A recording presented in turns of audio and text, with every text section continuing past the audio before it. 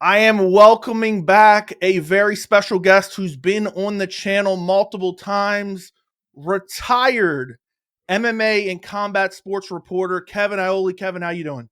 I'm good, Joey. How you doing, pal? I'm doing pretty good, man. It's good to talk to you. I am glad to be here with you. Still loving MMA. I see you haven't changed at all with your opinion. So you're out there doing great content and getting a lot of attention. Yeah, I'm sure we'll talk about some of that throughout this video here. But I want to ask you, how's retirement been? Good and bad. I'm playing golf. I'm going out. Like I love to write. I love to, be involved in everything. I kind of got tired of all the BS that goes on. And so that kind of pushed me to retire. So I actually miss working. I went to UFC, what was it, 320? And it was my birthday. I had a great time, but I did miss being there in the middle of it and writing about the stories and all that. But I'm enjoying retirement. I'm kind of trying to pick up different things. I'm cooking a lot now, so which is a cool thing for me. Taking Believe it or not, I'm taking freaking cooking classes. That's pretty funny. That's pretty funny. So let me ask you this. You have retired. You retired, I believe, right after 317, or you kind of posted Correct. the And article June right 28th before was 3. my last day. Yeah. I'm curious. There hasn't been any videos. You haven't really posted much on your site at all. I don't think you posted anything on your site. You've done a couple one-off articles on different websites about different sports. Are you done in the entirety of the combat sports space, or do you think there would ever be a time that would compel you to come back and make a video or write an article, or is it just one of those things? Probably not, but never say never. I'm just curious. Yeah, I think probably not, but never say never. I did one video. What did I do? I think it was Mayweather versus Jake Paul, not Jake Paul, Tyson. When they announced that, I think I lambasted that. I did a video that was awful. The Gervonta Davis Jake Paul thing I hate. So I might do one of those every once in a while.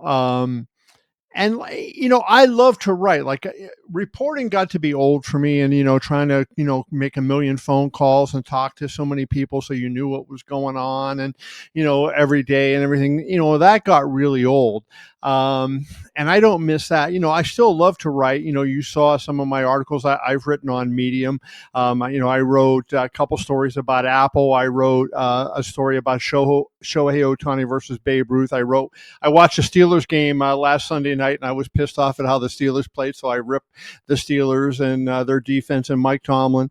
So I've done a few things but it's nothing that I have to go out and do a lot of reporting and digging on. Just stuff for fun of writing.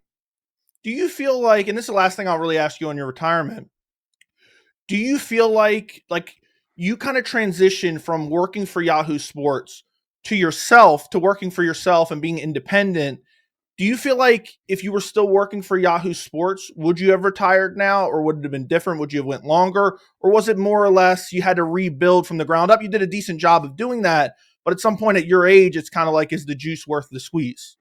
Yeah, that's an interesting question. I had never thought about that answer. I loved working for myself, right? I love sitting here saying, okay, when I work for Yahoo, like I work with really good people and classy people and everything. And I love them. I love my coworkers. But you always had to say, hey, I'm thinking about doing this and this is what I want. And, you had to, when I worked for KevinIole.com, everything that was out there was Kevin Iole's idea, good or bad. If it was a good idea, it was mine. If it was a bad idea, it was mine. And I like that. I like being able to just kind of say, this is what I think.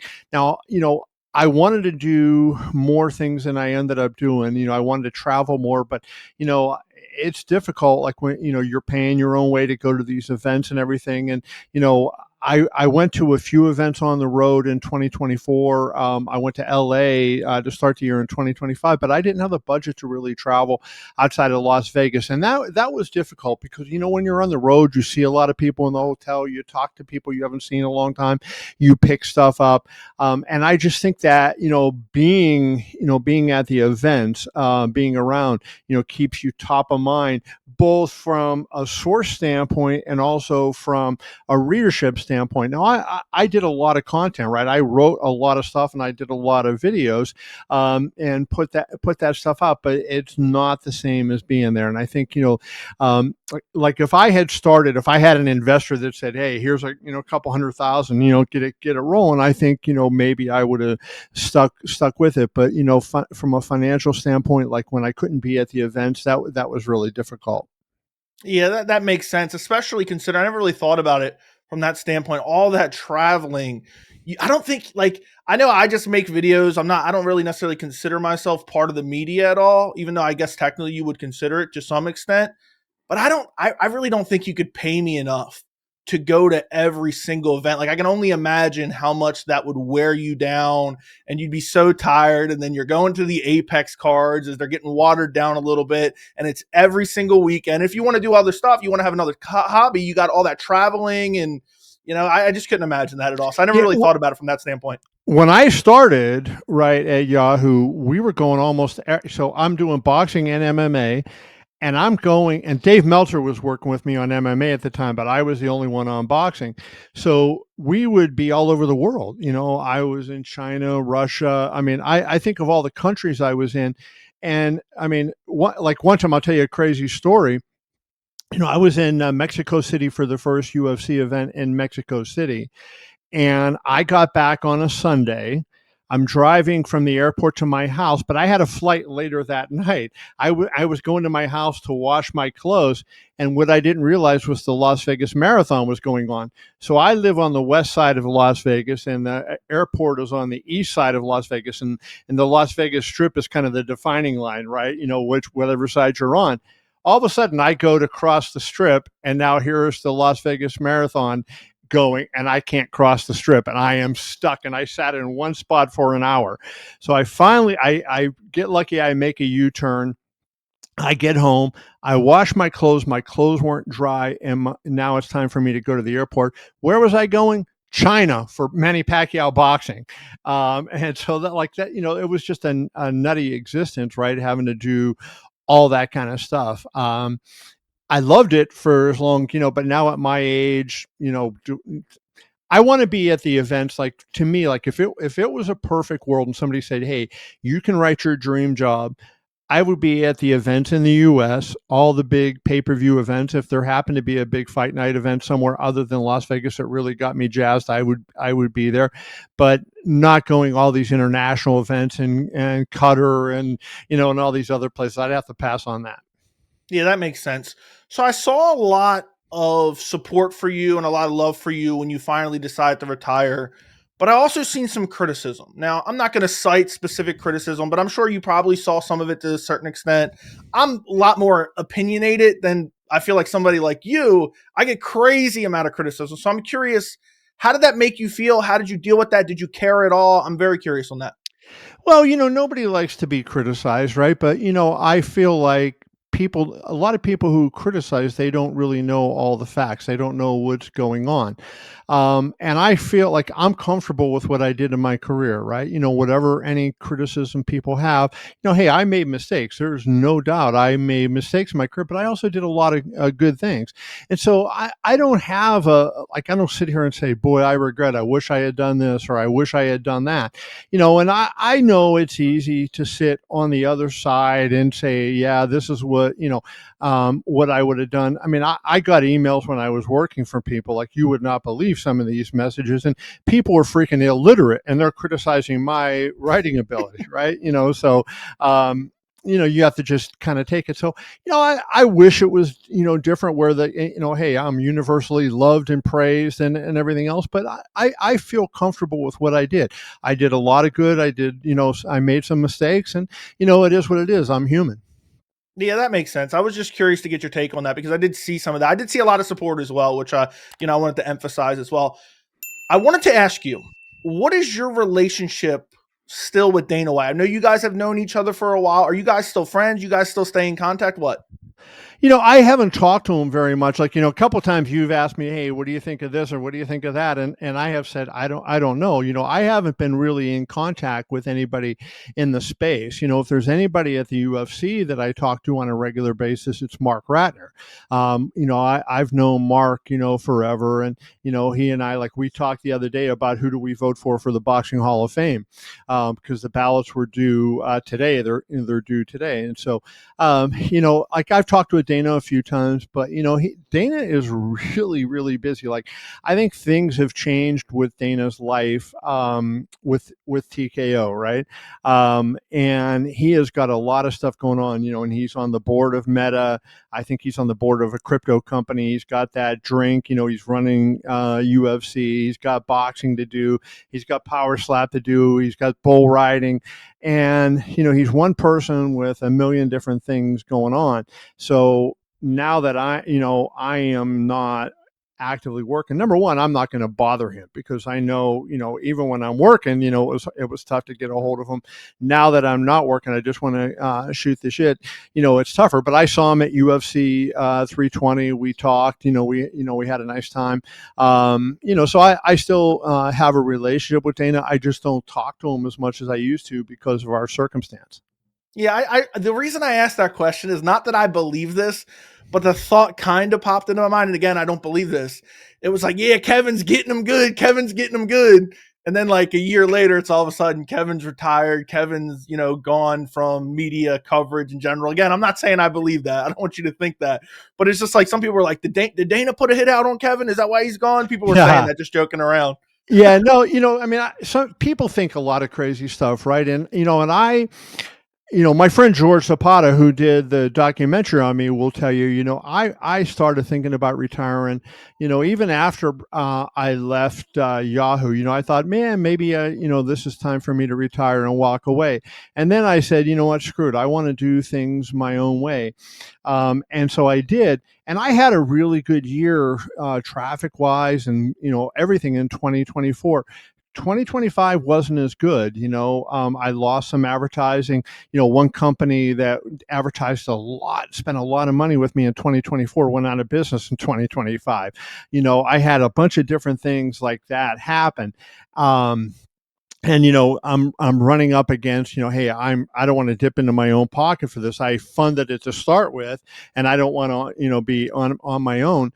So Dana had nothing to do with it. In fact, if you saw that documentary, you see he said, I thought you retired. He was joking with me that last night, but he had nothing to do with it. He didn't know it until when did I tell him? I told Lene, the PR person at UFC, I think the week before 317. I told her, I think on Friday, and my farewell column was coming out the following Thursday, and so I told Lene 4 or 5 days in advance, and she is Dana's. She handles Dana specifically, so I'm assuming she told him before I did, but I didn't tell him till fight week sometime. I didn't even see him in person fight week, but I did text him and told him. Okay, so we can put that narrative to bed. It wasn't the John Jones pound for pound No. brutal confrontation from Kevin Iole. All right, I wanted to talk to you about some actual fight news. We talked about your retirement. We talked about your relationship with Dana White. A couple fights recently, massive fights that have happened.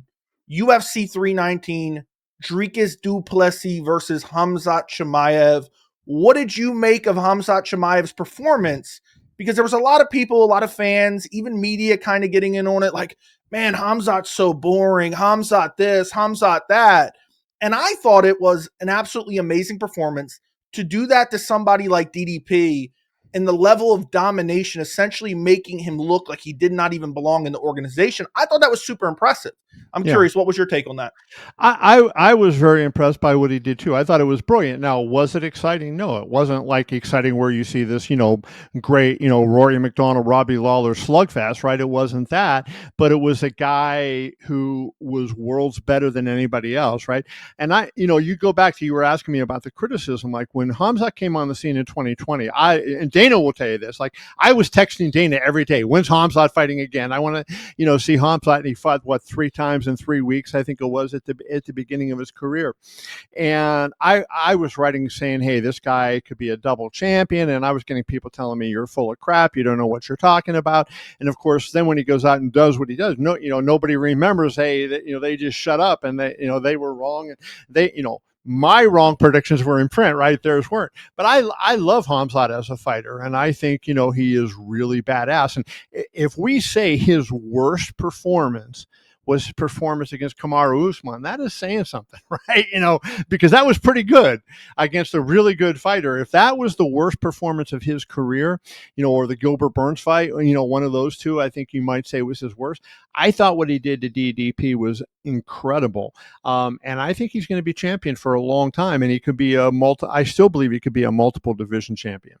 Yeah, I said in the lead up to this fight, and we may have even talked about it in the past, that Khamzat Chimaev's win over Kamaru Usman was the most underrated win of all time, because the way he ragged out Usman, particularly early, and I know Usman came in on short notice, but he swapped in for Acosta. Right. Paulo Costa is a totally different matchup. And then the fact that he beats Kamaru Usman and he goes a hard 3 rounds. Granted, okay, he got tired at the end, but he goes a hard 3 rounds against a Kamaru Usman who, I know this is a bit of a stretch, but could arguably still be the welterweight champion. He had the win over Leon Edwards up until he got KO'd in the 5th round. And then in the rematch, it was very, very close, and it seemed like Usman was a bit gun shy because of the head kick. Right. So you have a world where Usman stepping in, he's still in shape, even though it's short notice, and he goes out there and does something to Usman that nobody else has ever done. I thought it was the most underrated win of all time. And then he goes out there and does what he does to DDP, who, look at DDP, undefeated in the UFC. And people kept saying going into that fight, DDP late, it'll be Khamzat early or DDP late. And they question Khamzat's cardio. And he goes out there and shows the 5-round cardio. I don't know who in the middleweight division can beat him. I'm with you, man. I don't see somebody in the middleweight division that can beat him. And right now, if he were to go up and fight Alex Pereira, I would pick Khamzat, and I would be 100% confident that Khamzat Chimaev would beat Alex Pereira. Yeah, no, I think he would be the light heavyweight champion if he went up and did that. Like, you had, to be fair, Khamzat came out like gangbusters in 2020, and, the Mearshart win and all those fights. And then, when COVID hit and he had trouble when he had health issues, he didn't perform at the exact same level that he did. Now, of course, the competition was getting better, but he had that period where his health was really in question. And I think I told you privately a couple of times, his health is not good. And, he didn't compete on a regular like he was doing before. And that takes a toll on you and everything. I think his health is now back to normal, and we're going to see him compete regularly, and B, I think you're going to see him be, he's going to be up there among the most dominant UFC fighters and MMA fighters of all time. He's nowhere near the greatest of all time yet, but I think that he has that kind of potential with what he's able to do. I mean, this guy punches very, very, very hard, right? And he's got that wrestling that's incredible, and the ground game, everything that he can do. He has the ability, sometimes guys don't max out all their ability. He has the ability to be the greatest MMA fighter who ever lived. Does he do that? We'll have to see. He's got to go ahead and go out there now and start stringing together wins like some of the greats have done. He hasn't done, that's the one thing he hasn't done yet, right? He hasn't on a regular basis gone out there 2 or 3 times a year and beaten the best in the world. If he does that, which I believe he's capable of doing, he has an argument that he could be the greatest ever. I do agree with you that there is a possibility of Khamzat Chimaev.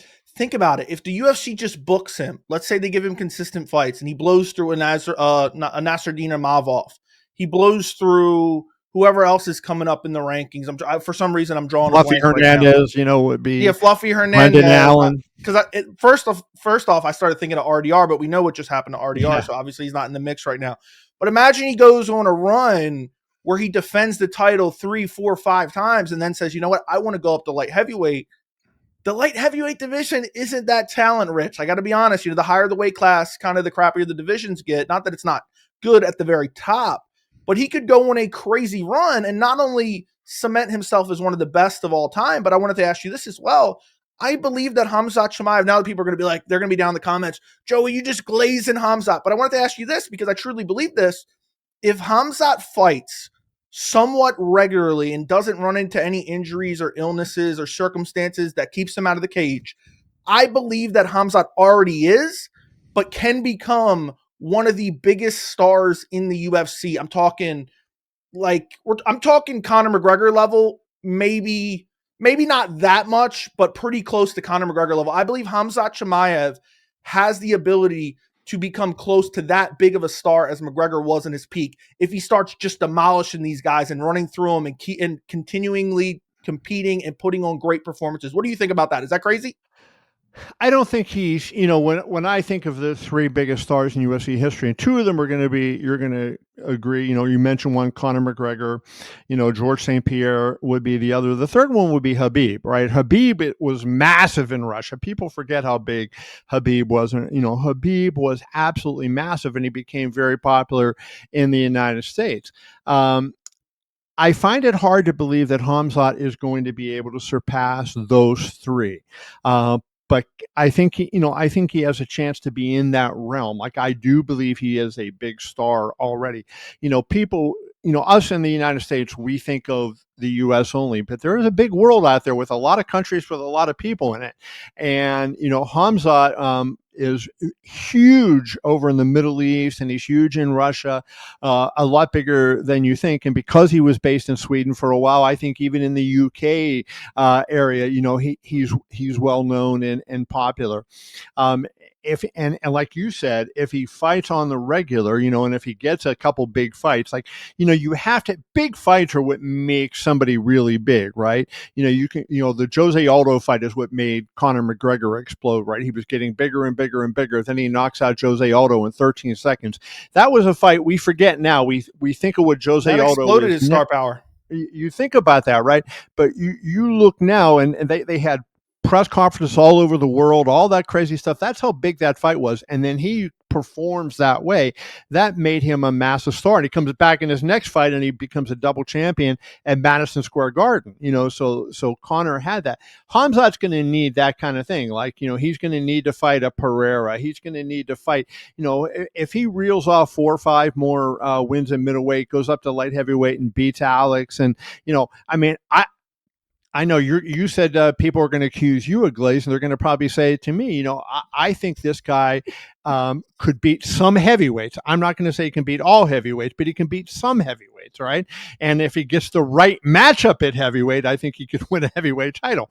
And so he's one of those guys that I think, boy, he has a unique skill set that, if everything breaks his way, and that has to happen, right? You have to get the right matchups, and you have to be healthy at the time of the fights, and all these different things have to break your way. But he definitely has the potential to be one of the greatest stars in MMA history. Yeah, I agree. And he has the Instagram followers. He has the personality. He sells the pay-per-views. Some people care about that, especially for the Muslim fighters. So he has all those things. And I really think he's already one of the bigger stars in the organization. I'm curious. I know Khamzat's probably not fighting till the Paramount deal. I'm curious what kind of numbers Khamzat Chimaev's next fight does. Now, I want to move on to UFC 321, which was Tom Aspinall, Ciryl Gane. As you know, as everyone knows, it ended in a no contest. Tom Aspinall gets poked in the eye. He cannot continue. It's a no contest. He retains his title. Dana comes out afterwards and has a few choice words for Tom Aspinall, but I don't think were particularly the most horrible, but I think he could have handled it a lot better. I'm curious, what was your take on the Tom Aspinall situation? Because in a minute, I'm going to give you my take, and I want to hear your reaction to it. But go ahead. I know your take, and your take is nuts. I mean, so I think, I'll preface this by saying, I've said this in a lot of interviews, I sat ringside for 7 boxing matches in which a fighter lost his life. And I know the toll that a combat sport can take on somebody. So when I talk this Aspinall situation, first of all, we saw he got poked in both eyes. Number one. Number two, they were both deep, but especially that right eye was deep. You're fighting a guy with Ciryl Gane who his really his only chance to win is he's going to punch you and knock you out, right? He's not going to grapple you and submit you, right? So now if you cannot see against a guy that, what is Ciryl Gane, 250 and 6'4", Ciryl Gane is a nightmare if you don't have good striking. And if you can't see, then you don't have good striking. I don't think Aspinall today, Joey, is still clear. And, the fight, I think people look at the fight and they saw the blood, and all of a sudden they went from, if you take that blood away from one jab that Gane landed. Now, he landed the jab, but if you take the blood away, I think most people would say it's a close round, Aspinall slightly ahead. You add the blood in, and all of a sudden people start saying, oh, Ciryl Gane's kicking his ass. It's always this thing, people root for the underdog, right? And they want to see the underdog win, and they want to see the champion lose. That's very common, and that happens a lot. And like, this guy was poked severely in both eyes. So, you see guys that can't. You saw the Henry Cejudo fight. No, Cejudo fought. Did you want Aspinall to spend the next 4 rounds running around the ring like Cejudo did against who was it that he hurt his eye against? I can't. Song Yudong. Yeah. That had that against Song. Did we want to see that kind of fight? And it's not like Aspinall was getting his ass kicked, pillar to post, and it was the 4th round, and he figured out, or late in the 3rd round, and he knew he could save himself by saying, "I can't see." If it was the 4th or 5th round, it would have gone to the cards. But it wasn't like that. It was in the 1st round. He had a fairly good 1st round, not a great 1st round, but he was in the fight. I just don't see the argument. I think people are underestimating what fighting blind is. No, I totally get that. And I think you probably saw some tweets where I was trying to, it was mostly satire, depending on what you saw, trying to really piss off the Tom Aspinall fanboys by using what I like to do. And I've told you about this a little bit before, Kevin. What I like to do is I'll take like the stupidest fans' casual arguments that they use against fighters they hate that aren't necessarily fan favorites. Then I'll take those narratives and satirically, most of the time I'll say them in streams as sarcasm. I'll work them into videos, but it's, at least in my opinion, it's clear sarcasm. I'll repackage those and I'll put them out. And then when people are essentially criticizing me, calling me dumb, at least in my mind, they're arguing with themselves in a way. But I'm going to give you my take on the Tom Aspinall situation, my actual take on the Tom Aspinall situation that I feel like you're still going to disagree with. And I'm curious to hear your opinion. But at the same time, I feel like a lot of people are misrepresenting it. Okay. And it's probably my fault, to be honest. But my take on the Tom Aspinall situation is that I believe Tom Aspinall was going to lose that fight. Now, I know you say it was just a couple jabs. I'm not saying I'm 100% right, and there's no doubt. This is just my opinion. When I'm watching Ciryl Gane avoid the big bombs of Tom Aspinall, I'm watching Ciryl Gane jab his face off, and then 2 minutes and 42 seconds left on the clock. Tom Aspinall's looking up at the clock. He's already looking up at the clock. Then he starts throwing spinning stuff that really aren't traditional of Tom Aspinall. You don't see him throwing that in a lot of fights.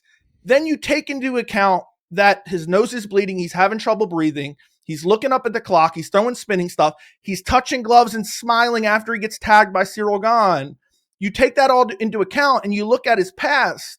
Oh, Tom Aspinall hasn't gone out of the 1st round in 4 years. Mm-hmm. We've never really seen Tom Aspinall's cardio. I suspect he doesn't have great cardio. I'm not saying that's a guarantee by any means, but we've seen it time and time again in the heavyweight division. And then you add on the fact that Tom did get poked. And here's where I think a lot of people misrepresent what I have said, because I have said that Tom Aspinall quit in this fight. And what I think a lot of people take that as, they look at the word quit as a pejorative, and they think he's saying Tom Aspinall faked an injury to get out of the fight that he was losing. I do not believe that. That's not what I believe. That's not my opinion. That's never been my opinion. My opinion is that Tom got poked in the eye in a fight that he was losing. He believed that he was partially compromised and he was not going to win that fight. So he decided not to continue. Had he been winning that fight, I believe he probably would have continued. So I know you'll probably still disagree with that. I'm curious to hear your opinion, because I feel like a lot of people are misrepresenting it. But I do believe Ciryl Gane was criminally underrated going into this fight. And this is the last thing I'll say, and I'll let you give me your opinion on it. Tom Aspinall has been elevated to a godlike figure purely based on the fact that Jon Jones did not want to fight him. I don't believe, even though the resume at heavyweight's good, I believe people have elevated him, and I've seen it time and time again, and I know you have too, as you have as well, Kevin, because it's always the next big thing, whether it's Cain Velasquez, whether it's JDS, whether way back, Todd Duffy, people were hyping up Todd Duffy way back when. I know that's a little bit of a stretch, he had but you one get my knockout. point. Yeah, people were hyping up Todd Duffy. I've seen it time and time again in the heavyweight division, and I feel like Tom got elevated so highly, and this was really a 50-50 fight, and he came in there, started getting busted up. He got compromised. He decided he wasn't going to continue because he was going to lose his title, and it was going to be an absolute disaster for him and the division as a whole, really. And I don't think it's that controversial to say that he decided he wasn't going to fight anymore, which, a synonym for that, to sum it up, is quit. And I know people look at it as a pejorative. You probably do as well. But it's just the reality of the situation. Now, tell me what you think. Don't hold back, Kevin. Yeah, no, I disagree with that take for a number of reasons. Now, I will say this, right? Like, when I saw Aspinall on the rise coming up, I said many times, you can find it on videos, I might have said it on your channel or when you were on my channel, I said, Aspinall has the style to beat Jones, but right now I would pick Jones. When you looked at Aspinall's jiu-jitsu and his boxing and everything, you had the style, but I said I would pick Jones.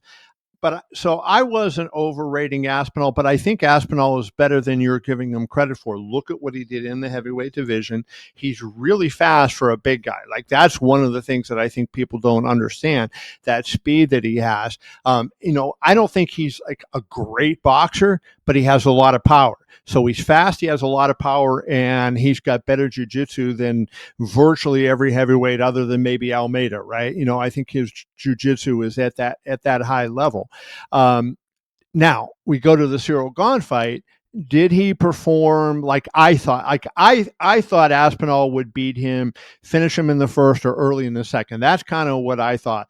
And no, so based on that, no. But then that's where we judge champions, and we start to go, okay, is this guy a transformative champion, a generational champion, or is he just a placeholder waiting for the next guy? Jon Jones was a generational, transformative champion, right, in light heavyweight. Khabib was that. George St. Pierre was that. You think Khamzat Chimaev would be that, which I agree with.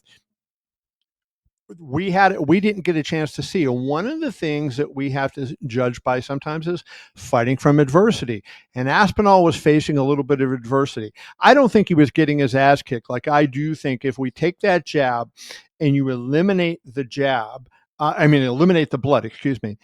And, that punch landed, he gets credit for landing that punch. I don't think the perception of where the fight was is the same as it is. And when I score a fight, I'm always in my mind, sitting there, I try to keep track the entire way, because you never know when a fight will be stopped. And if you have to score the round when it's stopped, then you got to think about it later. You usually come up wrong. So I'm always going, Aspinall, gone. Okay, I think it's gone. Okay, now Aspinall came back. So I'm trying to have at my point, if the round ends at any moment. And at that point, at the point the fight ended, I had Aspinall very slightly ahead. And if they had scored that round and it was somebody had it for Gane, I wouldn't argue because it was close. If somebody had it for Tom, I thought Tom was slightly ahead, but it was close, right? It was one of those rounds. So the next thing for us is watching Tom is to see how he handles adversity. But he's now blinded. He cannot see. And he's fighting a guy that knows this is his last shot, right? I mean, he loses that, he lost to Francis Ngannou in one of the stupidest moves of all time, right? Then, he would win the fight with Francis Ngannou without what happened in the fifth round. Then he gets, choked by Jon Jones. If he loses to Tom Aspinall, he knows he's done. So Gane's motivation was up here. And Gane is a great athlete. He's a great kickboxer. He was ready to fight. I was surprised that he was as good as he was. I admit that. But he is a great athlete and he is a good fighter. And I just think, unfortunately, Tom had gotten poked a couple times earlier, not bad, but if you watch that fight back, you'll see the poke was coming and he got touched a few times on the eyes, nothing enough to stop the fight, but enough to, I think, impact him. And then when you get that huge poke, and we don't know if he's okay now. Now, let me just respond, Joey, very quickly to what Dana said afterwards. I think Dana, you know, Dana always, number one, what he always wants is he wants to be able to say, we delivered, right? And he Yeah. wants to be able to say the main event especially delivered, and everybody goes away talking. And when he's in the Middle East, especially Abu Dhabi, he has a great relationship with those people. He wants to put on big time shows for them. So now you take the frustration of the fact that, the main event's just blah, because it ends like, no decision. We don't know what happened, and he really wants to put a show on for the people in Abu Dhabi. I think that, Dana's emotional. He was pissed off about the no ending. I think when Dana, if we talked to Dana today, I think Dana would say, yeah, his eyes were really bad. He couldn't fight. Maybe I'm wrong, but that's what I think he would say. And I think Dana's reaction was just frustration with the way the card finished. Yeah, I understand that. And I think that definitely is part of it. I think people like Ariel Helwani and others kind of overblew Dana White's comments. I don't think they were particularly bad. We've seen him trash people before, but I don't feel like he came out and tried to defend Tom like a lot of people would have preferred, especially him being a fan favorite. But Right. This is the Dana, they have cheerleaded for a long time. This is the Dana that, had trashed Ngannou for so long, and a lot of the fans loved it and they co-signed it. So when you kind of enable that type of behavior, Dana's going to do what he wants no matter what, but I'm saying when you kind of cheerlead that behavior, now when it comes around to bite you in the ass or the fans' ass, you can't be like, Right. oh, Dana, how could you say this? How could you do this? And it's funny that you started to talk about the Dana portion of it, because that was literally going to be my next question. What did you think about what Dana said in the post-fight presser? I don't know if you knew that or not. I felt like you knew that. You started talking about Dana. But I wanted to ask you this. I'm sure you saw the clip of Tom Aspinall's dad talking about we got 3 fights left. He wants to fight out his contract. We want to take him to boxing. How much of a misstep do you think that is for Tom Aspinall and his camp to say that publicly, regardless of how it would work out, if he could keep winning or whatnot? I'm not even talking about that. I'm talking about just saying that publicly. How much of a misstep was that? Because I believe it was a massive misstep. We already know Dana's, salty about the past, about what happened with Francis Ngannou. Even when you asked him, I remember there was an interview where you asked him, like, look, Francis Ngannou showed that this was a legitimate path, at least for him. And a lot of other fighters are going to look at that and look at it as an example of how they can make that type of money, whether that's true or not. And then you have Tom, who basically replaced Francis, saying something similar when Dana's still upset about that. We know how he kind of holds those grudges a bit. I think it was a massive mistake. I'm curious of your opinion. And do you think that even factored in the slightest to the way Dana acted at the post-fight presser? I don't, I thought Andy Aspinall's comments were really short-sighted. And, this is a guy that hasn't defended the title yet, right? And you're saying, well, we're going to fight 3 more fights and we're going to go to boxing. Well, win the 3 fights and then say you're going to boxing. I question these MMA fighters going to boxing, and look what happens, right? Look what happens almost every single time when an MMA fighter comes to boxing, because they're different freaking sports. It's like softball and baseball are similar sports, but they're not the same sport. And we had it, what was it, in year 2000, I think, at the Major League All-Star game, Albert Pujols, Alex Rodriguez, and I think it was Todd Helton, 3 of the greatest hitters who ever lived, were struck out by the woman. I'm drawing a blank on her name. She was married to a Major League Baseball player. She pitched for Jenny Fitch. She pitched for the U.S. Olympic softball team. She struck all 3 of them out. These are 3 of the greatest hitters who ever lived. And it's not that, well, she's better than them. It's that fact that they're different sports. They're not the same sport. And that's the same thing with MMA and boxing. And, MMA is closer to true fighting than boxing, right? And if any of those fighters, if Tyson Fury would have fought Francis Ngannou in boxing, what do we think would happen? Tyson Fury would have been busted up like you would not believe. And, who knows what MMA? If they fought in MMA, not in boxing, right? So I think Andy Aspinall's comments were wrong on a number of levels. I don't think it impacted Dana. Dana probably didn't even know. The one thing that Dana doesn't do a lot of is pay attention to what goes on in the media. He knows what people ask him about, right? And so, I think Andy Aspinall, actually, if I'm not mistaken, he made that comment after the fight, did he not? He made it before the fight. Did he make it before? Okay. I Yep. thought he was saying after the fight that was our plan. But yeah, I would be willing to bet unless a reporter asked Dana about it beforehand, he didn't even know about it. Yeah, I'm surprised nobody asked about it in the post fight presser. Now, two more questions about Aspinall Gane. First off, who are you picking in a rematch? Are you picking Aspinall again? Yeah, I'll pick Aspinall. Yeah, I'll pick Gane.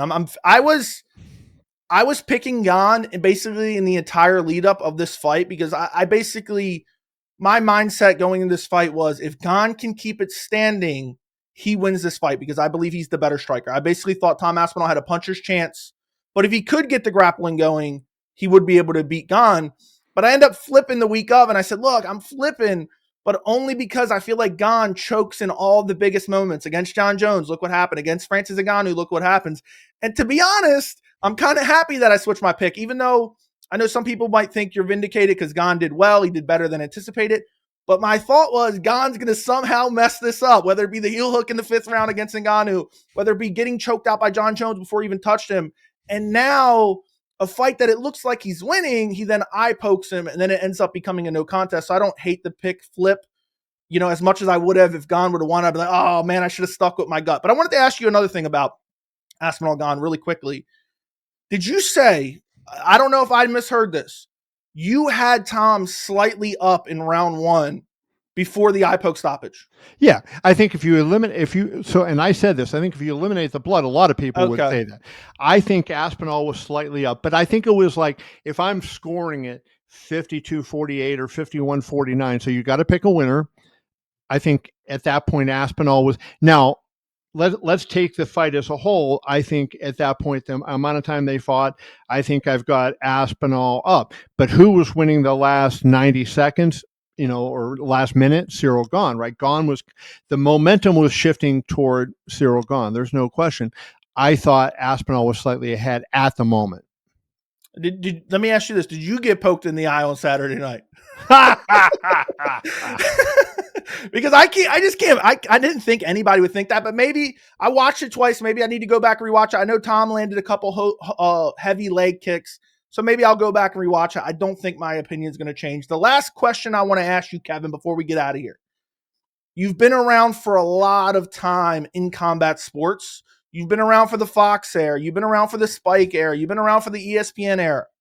Now we're getting the Paramount era next year. And supposedly, maybe I'm just a pessimist. I still find it hard to believe. Supposedly, all the UFC events are going to be included with Paramount.